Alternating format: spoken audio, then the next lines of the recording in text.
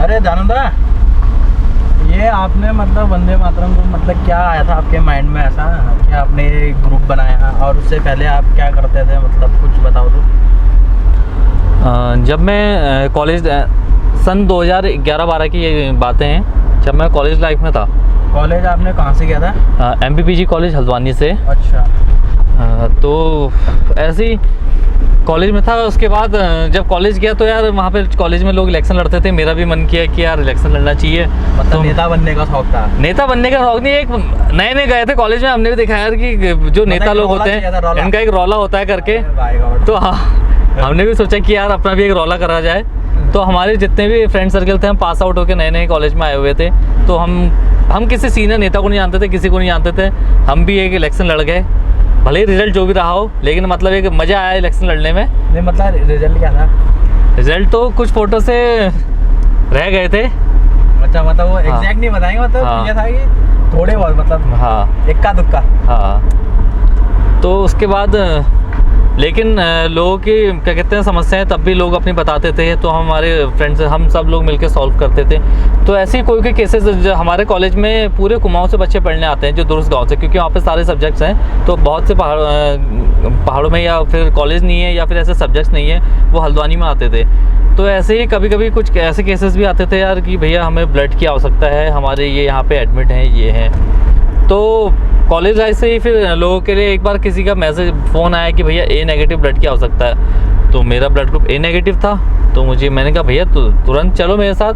मैंने कहा मेरा ये ब्लड ग्रुप A नेगेटिव। तो भैया बहुत खुश हुए वो कि भैया हम आपको ही वोट देंगे क्योंकि आपने हमारे लिए ब्लड का अरेंजमेंट करवाया है। अच्छा। तो ऐसे ही फिर तब से मतलब कोई भी केसेस पहाड़ों से आते थे, कुछ भी आते तो इसीलिए हमें ब्लड की रिक्वायरमेंट आती थी, तो हम वो पूरी करते थे। और कामों के अलावा एडमिशन कराना, ये काम तो थे कॉलेज से रिलेटेड, लेकिन उसके बाहर भी अगर कोई भी बच्चों के कोई भी काम होते थे तो वो भी करवाते थे हम। मतलब पहले आप बेसिक स्तर पे थे, मतलब कॉलेज पे ही छोटे मोटे धीरे से शुरू किया? बिल्कुल बिल्कुल बिल्कुल। अच्छा जी। फिर बताइए, ये वंदे मातरम ग्रुप बनाने की मतलब कहाँ से है आपको कि यार अब चलो एक ग्रुप बनाते हैं, ऐसा करते हैं ये? फिर कॉलेज कंप्लीट हुआ, 2017 की बात है। तो ऐसे ही हम मैं और मेरा एक दोस्त है, तो हम लोग वहाँ सुसे तिवाड़ी में अपने किसी रिलेटिव को देखने गया हुआ था मैं। अच्छा, आपका दोस्त अभिनव है ना? अभिनव वासनी। मतलब वो कॉलेज में साथ में थे आप लोग? नहीं। अच्छा। वैसे ही मतलब मेरे घर के पीछे ही घर है उनका। अच्छा। तो ऐसे ही मतलब मोहल्ला ही कह लीजिए कि अगल बगल रहते थे। तो ऐसे ही हॉस्पिटल गए, क्योंकि वो मेडिकल फील्ड से थे। हमने कहा थोड़ा समझ लेंगे, मतलब मेडिकल स्टोर भी है उनका। तो ऐसे ही हम कॉलेज से जब गए, मतलब जब हॉस्पिटल गए तो वहाँ हमने अपना जो काम हम निपटाया। तो इसके बाद ऐसे ही ब्लड बैंक के बाहर, हम वहीं से बाहर को निकल रहे थे, तो ब्लड बैंक के बाहर एक आंटी, जो बूढ़ी अम्मा एक परेशान थी। तो ऐसे ही थोड़ा सा वो इमोशनल भी थी, थोड़ा रो रही थी। तो हमने कहा आंटी क्या हुआ करके उनसे अम्मा से पूछा। तो उन्होंने कहा कि मेरा ये जो बेटा है यहाँ एडमिट है, और क्या कहते हैं, ये पहाड़ों में पेड़ से नीचे गिर गया था ये। तो जब ऐसा मतलब वो हुआ, हमने कहा आंटी तो बताइए हम क्या कर सकते हैं आपके। उन्होंने कहा था कि ब्लड की रिक्वायरमेंट है, हमें ब्लड नहीं मिल पा रहा है, तो ब्लड बैंक वाले कह रहे हैं डोनर लेके आइए। तो हमने कहा आंटी कोई बात नहीं, हम 2 दोस्त थे, 2 यूनिट उनको ब्लड चाहिए था। हमने कहा आंटी हम दोनों हैं तैयार, हम दे देंगे। तो उसका ब्लड बैंक गए, ब्लड बैंक में हमने ब्लड डोनेट किया।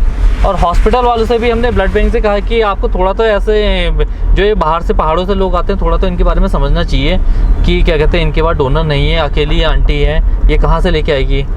तो उन्होंने कहा कि भैया ऐसे केसेस हमारे पास रोज़ाना आते हैं, रोज़ाना लोग पहाड़ों से आते हैं जिनके पास ब्लड नहीं हो पाता है, डोनर नहीं होते हैं, इमरजेंसी केसेस में आते हैं। तो हम भी किस की मदद करें, चलो 1-2 हो तो हम भी कर लें, लेकिन लगातार ही ऐसे केसेस आते हैं। तो उस दिन से फिर ऐसा अभिनव भाई और मैंने सोचा क्यों ना यार हम ही मतलब एक जिम्मेदारी या फिर जो भी कहेंगे वो हम उठाएं। और ऐसे कोई भी व्यक्ति आते हैं पहाड़ों से, इमरजेंसी केसेस में आते हैं, आपने देखा कभी एक्सीडेंट हो जाता है, कभी किसी की अचानक तबीयत ख़राब हो जाती है, वो तुरंत वहाँ से रेफ़र कर दिया जाता है। पहले वो लोकल अपने हॉस्पिटल में होते हैं, वहाँ से उनको रेफ़र कर दिया जाता है, कहीं भी हो कुमाऊं में, पहाड़ों में। अच्छा। तो मतलब आपकी शुरुआत मतलब ये आपकी ब्लड डोनेशन से हुई है? मतलब बिल्कुल बिल्कुल। तो अच्छा। फिर हमने कहा है कि यार चलो एक ग्रुप बनाया जाए, ग्रुप बना के उसमें हम लोगों को जोड़ते हैं आके, मतलब हम भी कब तक डोनेट करेंगे 2 जने।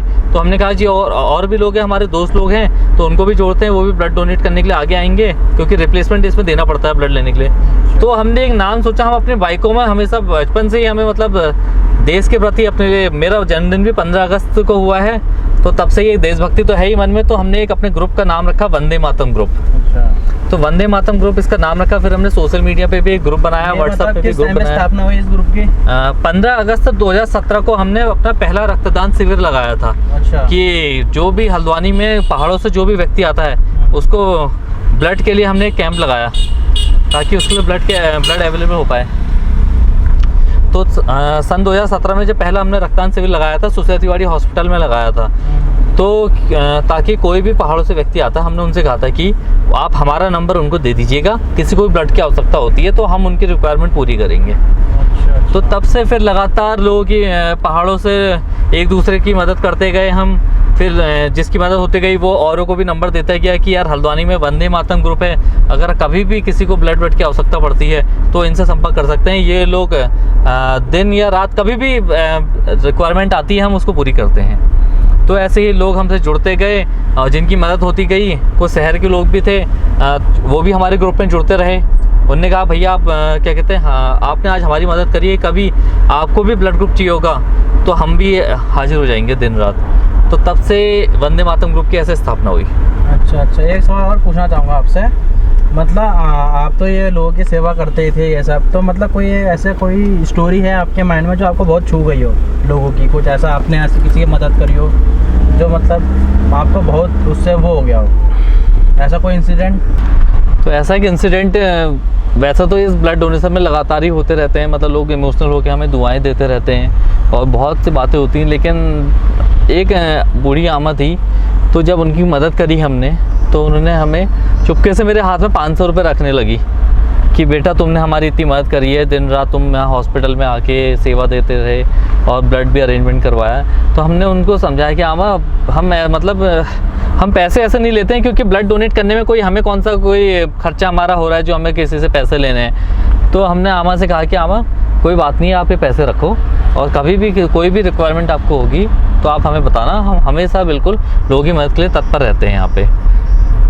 अभी तक आपका जितना भी हमने इंटरव्यू लिया उसमें ज़्यादातर आपका ब्लड डोनेशन का ही आया है, तो आपने मतलब ब्लड डोनेशन का ही सोचा था मेन, या फिर उसके अलावा कुछ और भी करना चाहते? जब हम सन 2017 में वंदे मातरम ग्रुप बनाया था तो इसीलिए बनाया था कि यार जो पहाड़ों से लोग आते हैं इनके लिए ब्लड की रिक्वायरमेंट जो आती है हम पूरी कर सकें। अच्छा, मेन मतलब मोटिव आपका पहले केवल ब्लड डोनेशन पे ही केवल ब्लड डोनेशन ही था। लेकिन समय के साथ साथ आवश्यकताएं बढ़ती गई लोगों के, और भी चीज़ों के लिए लोगों के फ़ोन आने लगे। तो एक बार की एक इंसिडेंट बताता हूँ आपको। जब हम दिल्ली से आ रहे थे अभिनव भाई और मैं, तो रात का समय था और जाड़ों का समय था। जब हम हल्द्वानी रेलवे स्टेशन पे उतरे तो हमने देखा कि यार बहुत से लोग, हल्द्वानी जो रेलवे स्टेशन है या फिर बस स्टैंड है, तो वहाँ पे बहुत से लोग बैठे हुए हैं, सो रहे थे रात को 12-1 बजे की बात होगी। तो हमने कहा यार क्या कहते हैं इतनी ठंड में और ये बिना कंबल के सो रहे हैं, तो ये भी एक मतलब हमने न्यूज़ चैनल में लगातार देखते रहते हैं कि लोग अपनी क्या कहते हैं ठंड में अपनी जान गंवा देते हैं। हर साल कोई ना कोई ऐसे केसेस आते हैं। तो हमने सोचा क्यों ना यार इनके लिए भी कुछ करा जाए, जो ये जिनके पास छत नहीं है सोने के लिए। तो वैसे भी ये हल्द्वानी जैसे शहर में जहाँ इतना ठंडा हो जाता है, फिर ठंडा ही इलाका होगा। बिल्कुल, पहाड़ों की ठंड तो हाथ पैरों में लगती है, लेकिन कहते हैं कि जो प्लेन्स की ठंड होती है वो सीधे सीने पे लगती है और इसीलिए इंसान अपनी जान गंवा देते हैं। तो उसी को देखते हुए हमने प्रत्येक वर्ष, हम जब भी जाड़ों का सीज़न आता है, हम एक डाटा बनाते हैं कि यार एक रात पहले जाके कौन कहाँ पे सो रहा है, कितने लोग हैं। तो अगले दिन हम रात को निकल पड़ते हैं, जब क्योंकि रात को वो जेन्युइन लोग मिलते हैं जो रात को खुली ठंड में सो रहे होते हैं। क्योंकि बहुत से हमने देखा कि यार कंबल वितरण तो बहुत लोग करते हैं, दिन में करते हैं कि यार जिनके जो घर में भी रह रहे हैं, कहीं भी रह रहे हैं, तो वो भी आ रहे हैं, मतलब जिनको आवश्यकता नहीं भी है वो भी आ रहे हैं। लेकिन जो रियल ज़रूरतमंद वो लोग हैं जो रात को खुले आसमान के नीचे बिना ठंड के दौरान बिना कंबल के सो रहे होते हैं, तो हम चुपचाप रात को जाते हैं 12-1 बजे, उनको कंबल उड़ा के आते हैं। तो बस यही हमारी एक मुहिम थी कि यार ठंड से लोगों को जान ना गंवानी पड़े, तो ये हम हर जाड़ों में चलाते हैं। तो ये आपका कंबल वितरण कितना टाइम हो गया होगा इसको? सन 2018 से ये हमने शुरुआत करी थी, तब से हम लगातार ही करते हुए आ रहे हैं। अच्छा अच्छा, फिर और उसके बाद और क्या करते हैं आप? फिर उसके बाद और इसके अलावा कभी भी हमें फिर लोगों की मतलब आवश्यकताएं भी बढ़ती गई, मतलब फिर हमारे पास कभी प्रशासन से कभी कहीं से फ़ोन आने लगे कि यहाँ पे मतलब आग लग गई है। तो ऐसे में मतलब हमें जो भी हमसे बन पड़ता है, वहाँ पे राशन पहुँचाने हो, कंबल पहुँचाने हो, बर्तन पहुँचाने हो, जो भी हम हमारे ग्रुप के माध्यम से हम कर सकते हैं, क्योंकि हम भी कोई इतना सक्षम नहीं है। तो ग्रुप के माध्यम से मतलब हम भी कंट्रीब्यूट करते हैं आपस में। हमारे ग्रुप में लगातार लोग जुड़ते गए, तो हमसे सबसे अपने अपील करी कि यार कुछ ना कुछ सब लोग सहयोग करें, और जिनकी मदद होती गई तो भी इस मुहिम में हमारा उन्होंने साथ दिया। तो हम भी उनके द्वारा जो हमसे मुहिम में हमें सहयोग मिलता है, तो हम उसका राशन हो, कपड़े हो, या भी कोई भी आवश्यक चीज़ें हो, बच्चों के लिए किताबें हों, वो खरीद के फिर जहाँ जहाँ गर्मियों में केसेस आते हैं कि यार आज वाली झोपड़ी जल गई, यहाँ आग लग गई, तो वहाँ पे हम ये चीज़ें जो राहत सामग्री है ये वो पहुँचाते हैं। मतलब ज़्यादातर आप ना क्राउड फंडिंग और ये सब करते हो ना? बिल्कुल, क्राउड फंडिंग करते हैं, और जो हमारे ग्रुप में मेंबर्स जुड़े हुए हैं, तो हम हर महीने हमने एक अपना अमाउंट सेट किया हुआ है कि यार 100-200 जो जिस हिसाब से जो कोई जॉब करता है तो इतना दे दे, जो सक्षम नहीं है, जो स्टूडेंट है, क्योंकि 100 रुपये महीने के देने की कोई बड़ी बात नहीं है, इतना तो हम किसी भी चीज़ में खर्च कर देते हैं। तो हमारे मतलब वंदे मातरम ग्रुप में ज़्यादातर मतलब वही लोग हैं, मतलब कुछ लोग ऐसे होते हैं कि यार जो खाने पीने में खर्च कर देते हैं, तो हम वही बचत करके लोगों की मदद में लगाते हैं। तो आप लोगों को सरकार की तरफ से मिलता है फंडिंग या फिर ऐसा कुछ? सरकार की तरफ से कोई मदद नहीं, क्योंकि हम कोई ग्रुप हमारा बस सोशल मीडिया में ग्रुप है, हमने लोगों की मदद के लिए बनाया। तो हमें ना हमने किसी से मदद ऐसी मांगी कि हमें कहीं से मदद चाहिए, ना हम किसी नेताओं से लेते हैं। हम क्या कहते हैं, हमारे ही जो ग्रुप मेंबर्स हैं जिनकी हम मदद कर चुके हैं, वो भी हमारे ये जो वंदे मातरम की मुहिमें चलती हैं उसमें सहयोग के लिए आगे आते हैं। दानू जी, जैसे आपने हमें बताया कि आपने शुरुआत ब्लड डोनेशन से शुरू करी थी, फिर उसके बाद आपने कंबल वितरण वाली मुहिम चालू की, फिर उसके बाद हम आगे की कहानी जानना चाहेंगे आपसे, तो आप बताइए। रक्तदान, उसके बाद फिर कंबल वितरण, उसके बाद पिछले 3 साल पहले पूरे प्रदेश में, उत्तराखंड में डेंगू का बहुत एक महामारी फैल गई थी, डेंगू की भी, जिसमें लगातार डेंगू केसेस हमारे पर लगातार आ रहे थे, जिसमें उनको प्लेटलेट्स की आवश्यकता पड़ी थी। तो हमने जो 3 साल पहले है, दिन रात जो ये प्लेटलेट्स डोनेट करवाए, मतलब लोगों से ब्लड डोनेट करवाया, उसमें से प्लेटलेट्स करवाई। तो उसमें हल्द्वानी के जितने भी ब्लड बैंक से लगातार हम, सुशेर तिवारी हो चाहे बाल किशन देवी जो उसी चैरिटेबल ब्लड बैंक को हल्द्वानी में, तो कहीं से भी केसेस आ रहे थे, हम लगातार मतलब उस समय हमारी टीम मतलब रात भर सो नहीं रही थी, लगातार रात भर फ़ोन आने में लगे थे, सुबह 2-3 घंटे के लिए सो, कभी कभी तो हमें ब्लड बैंक में ही सोना पड़ता था, मतलब इतने केसेस आ रहे थे लगातार। तो हमने प्लेटलेट्स की व्यवस्था कराई। तो उसके बाद जब हमने उसके बाद टाइम हमने क्या कहते हैं, हमने कहा कि यार डेंगू पिछले साल बहुत भयंकर आया था, तो इसलिए हमने अपनी खुद की डेंगू में ये जो मशीन होती है, फॉगिंग मशीन, वो खरीदी, ताकि जहाँ जहाँ पे ये गंदा पानी या फिर साफ़ पानी जो भी इकट्ठा हो रहा है, या फिर ऐसे जितने भी मोहल्ले हैं, वार्ड हैं, सब जाके हमने वहाँ पे फॉगिंग अभियान चलाया अपना, ताकि इस बार लोगों को डेंगू की मार दोबारा ना झेलनी पड़े। और उसमें काफ़ी हद तक राहत भी मिली। लिमिटेड केस आए थे, जिसके बाद फिर डेंगू की मार तो नहीं झेलनी पड़ी, लेकिन फिर कोविड आ गया। तो कोरोना काल में लॉकडाउन लगा, तो लॉकडाउन लगने से लोगों को बड़ी दिक्कतों का सामना करना पड़ा, जिसमें मेन उनको दिक्कत आई, आर्थिक स्थिति लोगों की कमज़ोर होने लगी, जो सेविंग थी वो ख़त्म होने लगी, और जो दैनिक मजदूर थे जो रोज़ काम करके अपना राशन खरीदते थे फिर खाते थे, उनको बड़ी इस संकट की मार पड़ी। तो वंदे मातरम ग्रुप ने उसमें राशन वितरण का अभियान चलाया। लगातार हमने उसमें 75 दिन तक राशन बांटा, जिनको लोगों को राशन की आवश्यकता पड़ रही थी, चाहे वो मध्यम वर्गीय परिवार हो या फिर दैनिक मजदूर जितने भी हों, या फिर जो कॉलेज में पढ़ने वाले स्टूडेंट्स थे जो लॉकडाउन के कारण यहीं फंस गए थे हल्द्वानी शहर में, तो उन तक भी हमने राशन पहुंचाया। उसके बाद साथ में प्लाज्मा थेरेपी भी लगातार चल रही थी, जो फर्स्ट वेव थी, तो प्लाज्मा भी अरेंजमेंट भी हम लगातार करवाने में लगे थे। फिर इसके बाद जब सेकेंड वेव आई, तो सेकेंड वेव में वंदे मातरम ग्रुप ने फिर प्लाज्मा थेरेपी की डिमांड बहुत ज़्यादा बढ़ गई थी, तो लगातार सुबह शाम प्लाज्मा अरेंजमेंट करवाने में लगे थे।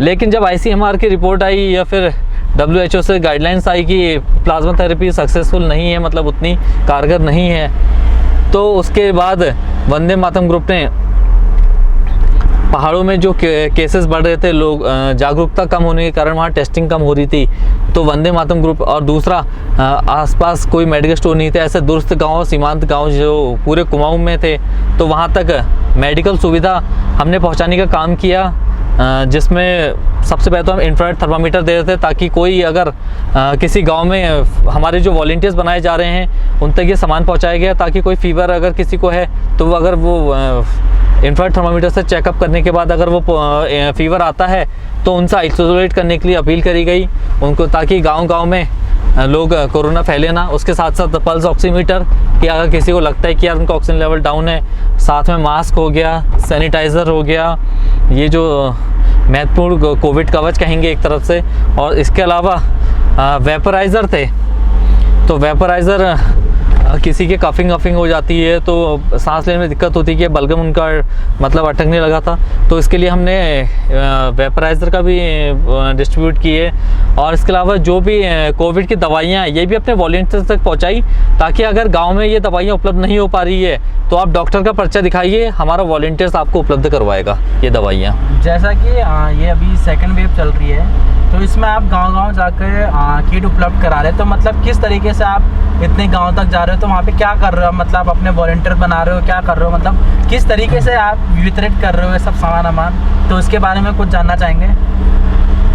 सबसे पहले तो हमने गांव के पीएससी और सीएससी जो सामुदायिक स्वास्थ्य केंद्र होते हैं वो कवर किए, तो वहाँ से हमें एक डिटेल मिली कि किस गांव में कितने एक्टिव केसेस हैं। तो जहाँ पे ज़्यादा एक्टिव केसेस थे, हमने सबसे पहले जो ये मेडिकल किट है हमने उन दुरुस्त गांव में पहुँचाई जहाँ पे कोई व्यवस्था नहीं थी, क्योंकि स्टार्टिंग में हॉस्पिटल्स में भी इन चीज़ों की व्यवस्था नहीं थी, तो हमने हॉस्पिटल्स में भी बहुत से ऐसे कुमाऊं लेवल में जो हॉस्पिटल्स हैं वहाँ भी दवाइयाँ हों, चाहे इंफ्रारेड थर्मामीटर हो, आशा वर्कर्स को थर्मामीटर हो, ऑक्सीमीटर्स हो, ये सब चीज़ें हमने उपलब्ध कराए। तो वहीं से हमें डिटेल्स भी मिली, और लगातार हम ब्लड डोनेशन के फील्ड में काम कर रहे हैं। तो जितने भी जागरूक वॉलंटियर्स हैं, ये समाज सेवक हैं जो अपने अपने गांव में अपने लोगों की मदद कर रहे हैं, तो हमने एक मुहिम चलाई कि अपना गांव हमें खुद बचाना है। उसी मुहिम के अंतर्गत जो अपने गांव में एक्टिव वॉलंटियर्स थे, समाजसेवी थे, उनसे हमने कांटेक्ट करा, सोशल मीडिया में हमने डाला कि अगर कोई भी गांव जिसमें ये मेडिकल किट नहीं है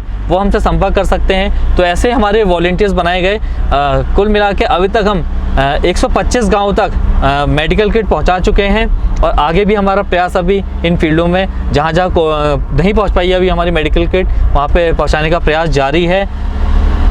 दानू जी, आपसे सवाल पूछना चाहूँगा कि मतलब आपको इस दौरान मतलब आप जो भी काम कर रहे हैं तो उसमें कितना चैलेंजिंग होता है आपके लिए, मतलब किस तरीके से इसको हैंडल करते हो, और मतलब अगर आपसे कोई जुड़ना चाहता है, आपके ग्रुप से कोई जुड़ना चाहता है तो आप कैसे जुड़ सकता है, मतलब कोई भी आपके, और कोई मतलब एक्टिव बंदा बनना चाहता है अपने गाँव को, तो आपसे कैसे संपर्क कर सकता है, कैसे जुड़ सकता है?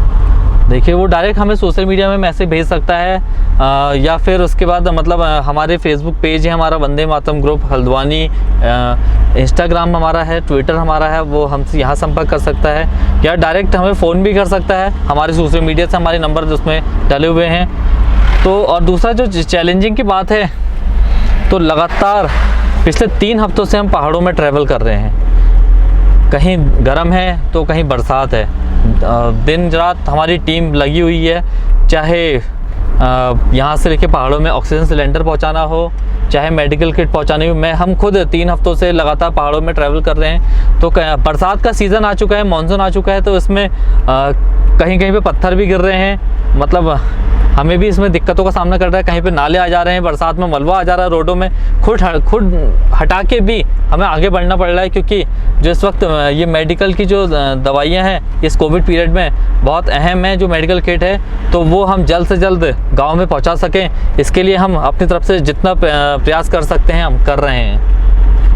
देखा जा रहा है कि दानू जी, जैसे गांव में कुछ लोग हैं जिन्हें मतलब उतना जागरूक नहीं है, तो मतलब उन्हें जागरूकता फैलाने के लिए कोई ऐसा कदम उठा रहे हो आप कि लोगों को जागरूक किया जा सके, तो ऐसा कुछ कर रहे हैं आप? बिल्कुल, हमें वॉलंटियर्स बता रहे हैं कि जिस गांव में वैक्सीनेशन से लोग डर रहे हैं या टेस्टिंग से लोग डर रहे हैं, तो हम जो हमारे कांटेक्ट में डॉक्टर्स हैं या जो वैक्सीनेशन अभी सुसेजवाड़ी हॉस्पिटल से या कहीं से भी वैक्सीन जो डिपार्टमेंट देख रहे हैं, हम उनको अपने साथ पहाड़ों में ले जाके वहाँ पे एक सेशन करवा रहे हैं कि आप वहाँ पे अवेयरनेस कैंपेन करवा रहे हैं ताकि लोगों को, अभी हमने रिसेंटली क्या कहते हैं, जैसे ये कपकोट क्षेत्र है, कपकोट क्षेत्र में हमें कुछ वॉलंटियर्स के फ़ोन आए थे कि यहाँ पे लोग टेस्टिंग से घबरा रहे हैं या वैक्सीनेशन से।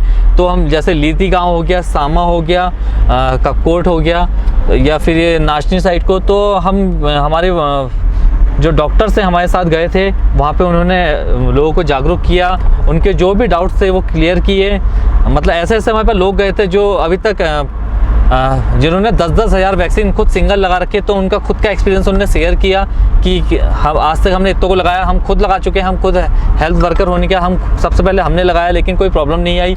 फीवर आ रहा है, लेकिन फीवर से भी लोग डर रहे हैं कि फीवर आ रहा है वैक्सीन लगने के बाद, लेकिन फीवर आना कोई नुकसानदायक चीज़ नहीं है। ये एक मतलब सिम्टम्स हैं कि यार आपके अंदर कोई नई चीज़ जाती है तो कुछ ना कुछ तो रिएक्ट करेगी, तो एक फीवर तो आना इसमें तो एक नॉर्मल है।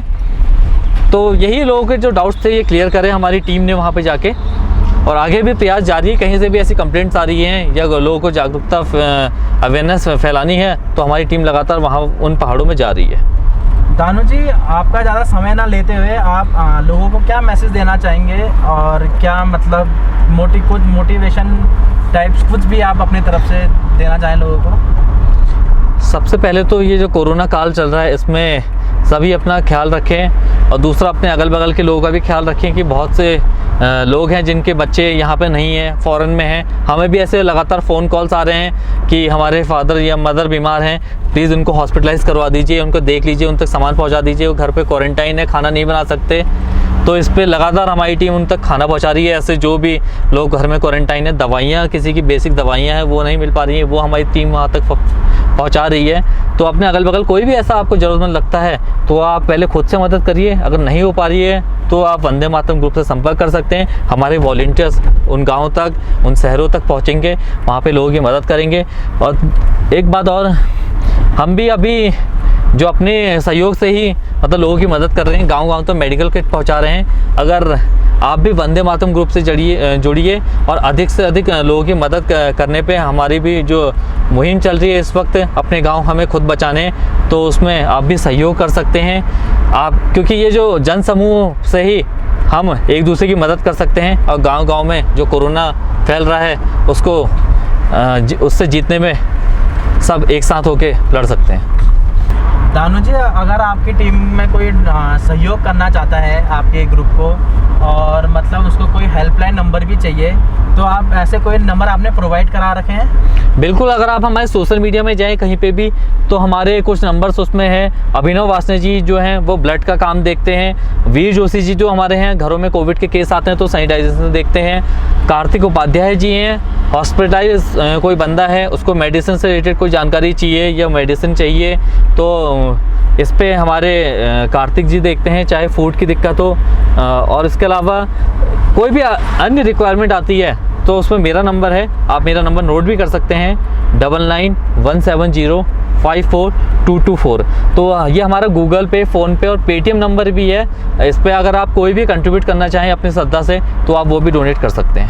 ठीक है शैलेंद्र जी, दानू जी, आपका बहुत बहुत शुक्रिया, और thank you.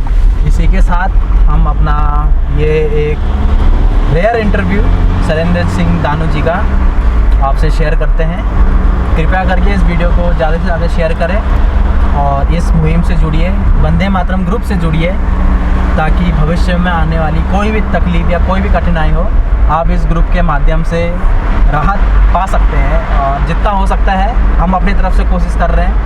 Vande Mataram group आपके साथ है। जय हिंद, वंदे मातरम। वंदे मातरम।